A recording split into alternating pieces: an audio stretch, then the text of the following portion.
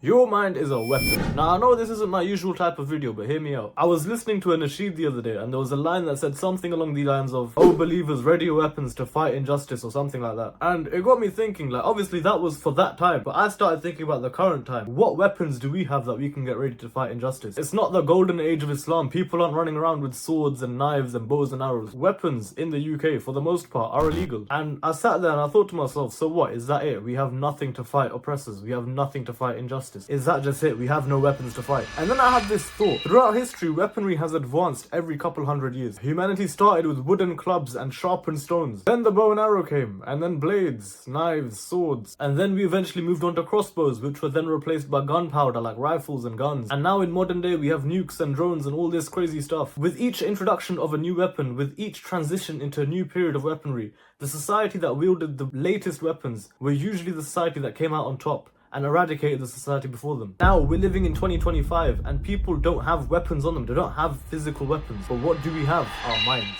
Your mind, your mentality, your mindset, it's so much more powerful than you can ever imagine. However, our minds have been limited by societal norms and expectations, and we keep ourselves in this cage. Our mind is locked in a cage because that's what we tell ourselves. We're meant to be this way. That's the way that everyone else is. It's not just that our minds are being limited, they're being controlled as well. We're allowing it to be controlled by our desires, by our phones, by social media.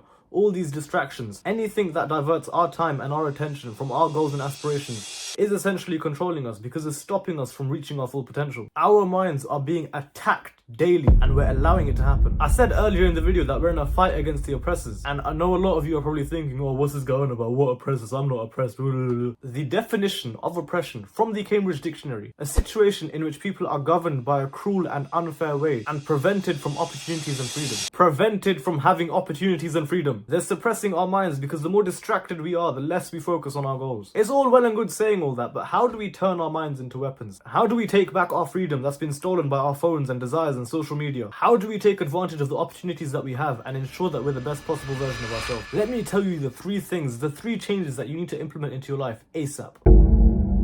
You need to organize and restructure your life. We spend too much of our time thinking and completing these mundane tasks that we know need to be done daily, but we procrastinate and put them off. If there's no structure, if there's no set thing that you know that I need to get this done today, you won't do it. What you need to do is you need to create yourself a list of tasks, things that you know need to be done daily. This includes the 5 daily prayers, showering, skincare, packing a bag, anything that you know needs to be done on a daily basis. Even if it's insignificant, because you might forget about it. And then it's going to come back later and you're going to think, oh, I was meant to do that. Let me go do that now. Which distracts you from what you're meant to do. Once you've got that list of things, you need to create a daily tracker. It doesn't matter if it's on paper, online, or Excel, or whatever. Mine's on Excel. And you need to maintain it daily. It doesn't matter if you don't complete it daily. Just write that you didn't complete it, but maintain it daily. You need to look at what you need to do, you need to acknowledge that it's not being done, and you need to make the change the next day. The second thing you need to do is you need to know and acknowledge where your time is going. These days, the main thing people are saying is, oh, time goes too fast, I don't even realize. Obviously, time is going to go fast if you're spending it scrolling on TikTok, YouTube, or Instagram. Acknowledge where your time is going at the end of each day. Look at your screen time. On your phone, it tells you in detail on which app you spent the most time on. Let's say there's 24 hours in a day. You spend 8 hours sleeping. That leaves 16 hours. Of those 16 hours, how many hours did you spend on your phone? I need you to look at that number, acknowledge it. If after seeing that every single day you don't feel embarrassed and feel a need to change, then I don't know for you. The third thing you need to do is you need to set clear goals. Daily, weekly, monthly, yearly. You have to visualize the change that you want to see. It doesn't matter how impossible it seems. Set the goal. Divide it into subsections. Divide that into further subsections if needed. Let's say, for example, one of my goals, I want to get hench. That's my yearly goal. To do that, I need to gain weight. So I'd set a target for each month. That's my monthly goal. To do that, I need to go to the gym a certain number of times per week. That's my weekly goal. And then obviously you need to go gym daily. That's your daily goal. Daily, weekly, monthly, yearly. Just split it all up.